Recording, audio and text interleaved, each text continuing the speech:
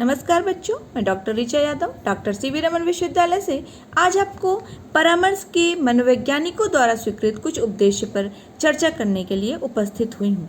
अनेक मनोवैज्ञानिक का परामर्श के संदर्भ में अलग अलग विचार है, लेकिन मूल रूप से एक विचार पर सारे मनोवैज्ञानिक स्वीकृत होते हैं, सहमत होते हैं कि परामर्श का प्रमुख उद्देश्य होता है आत्मज्ञान करना। मानो परामर्शदाता जो है एक दिए के समान है जो अपने प्रकाश से परामर्श प्रार्थी को राह दिखाता है। तो आइए जानते हैं आत्मज्ञान के बारे में और गहराई से। सबसे पहले तो हम देखते हैं कि परामर्श का प्रमुख कार्य व्यक्ति को स्वयं के मूल्यांकन में सहयोग प्रदान करना है। व्यक्ति को स्वयं अपने संबंध में जानने के लिए, अपनी सामर्थ्य तथा संभावनाओं को ज्ञान करने के लिए परामर्श की जरूरत पड़ती है। परामर्श एक दीपक के समान है जो अपने प्रकाश से व्यक्ति को स्वयं को पहचानने में सहायता प्रदान करता है। किसी भी प्रकार का संदेह नहीं है कि व्यक्ति के आत्मज्ञान के लिए, उसके मूल्यांकन के लिए परामर्श की कई विधियां का सहयोग लेना पड़ता है। परामर्श साक्षात्कार या ग्राहक केंद्रित परामर्श का अंतर्निर्देशात्मक उपबोधन आदि कई प्रकार के व्यक्ति को अपने सत्य के स्वरूप को ज्ञान कराने के लिए सहायता प्रदान करता है।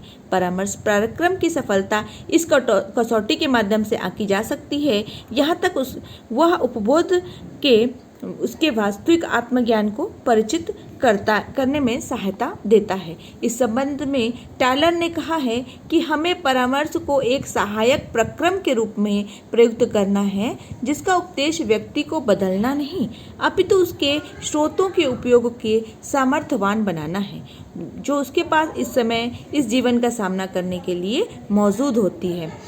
अब हम परामर्श की उस उपलब्धि की आशा करेंगे कि उपबोध अपनी ओर से कुछ रचनात्मक क्रिया करे।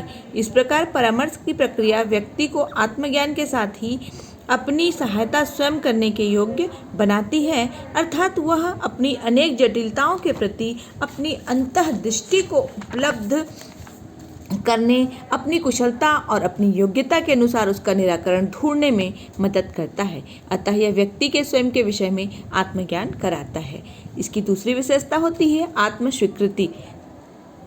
व्यक्ति को आत्मस्वीकृति प्रदान करना परामर्श का दूसरा महत्वपूर्ण उद्देश्य होता है।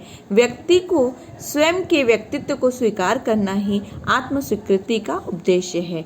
अनेक बार व्यक्ति स्वयं के संबंध में सही दृष्टिकोण बनाकर नहीं रख पाता है। वे अन्य व्यक्ति के द्वारा जिस रूप में अपनाए जाते हैं, खुद को उसी रूप में स्वीकार कर लेते हैं। परंतु कोई व्यक्ति बाहरी रूप से सुंदर नहीं है तो वह अपने प्रति कुरूप या नकारात्मक धारणा नहीं बनाना चाहिए, बल्कि उसे उचित परामर्श के माध्यम से उसका मार्गदर्शन करना चाहिए। उसे बताना चाहिए कि वो वास्तव में सुंदर है, परंतु उसका आचरण अच्छा नहीं है तो वह सत्य रूप से सुंदर नहीं कहा जा सकता। अतः कहने का तात्पर्य यह है कि व्यक्ति अपने सत्य मूल्यांकन के रूप में अपने वास्तविक स्वरूप को अपनाए, आत्मस्वीकृति करे। आत्मस्वीकृति में व्यक्ति को स्वयं के स्वरूप विकास के अंतर्गत अपनी कमियों, अपनी अक्षमताओं, अपनी सीमाओं को ध्यान में रखना चाहिए। इसके बिना वह अपने विषय में गलत धारणा का निर्माण कर सकता है, जिसके कारण उसे असफलता या निराशा का सामना करना पड़ता है। इस तरह यदि परामर्शदाता व्यक्ति को उचित रूप से अपने आप को स्वीकार करने में सहयोग देता है तो वह व्यक्ति के लिए एक मजबूत आधार प्रदान कर सकता है। स्वयं के परिज्ञान के आधार पर व्यक्ति अपने जीवन के उद्देश्यों का निर्धारण अत्यंत सरलता से कर सकते हैं। आइए अब हम जानते हैं कि इसकी अगली विशेषता क्या होती है। इसकी महत्वपूर्ण और अंतिम विशेषता होती है सामाजिक समरसता, सोशल हार्मोनी। परामर्श का उद्देश्य व्यक्ति की सामाजिक समरसता में सहयोग करना भी है। सामाजिक व्यवहार एवं सामाजिक जीवन को जानने व लोक आचरण के अनुरूप काम करने के लिए व्यक्ति को स्वयं के व्यक्तित्व के घेरे से मुक्त करना पड़ता है। ऐसा करने के लिए व्यक्ति में दयालुता, सहिष्णुता व मैत्रित्व करने का गुण अपेक्षित है। परामर्श